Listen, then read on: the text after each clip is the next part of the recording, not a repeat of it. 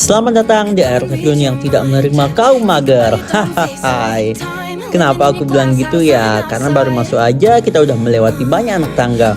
Tapi di balik itu ada air terjun Sendang Gila yang pasti buat lelah melewati anak tangga tadi hilang lah. Di sini masih enak lah buat dipakai mandi dan seru-seruan. Tapi nggak cuma itu, lebih baik kalau masih ada tenaga kita lanjut ke air terjun selanjutnya yang lebih cakep. Buat kesana kita harus berjalan kaki kurang lebih sehari semalam.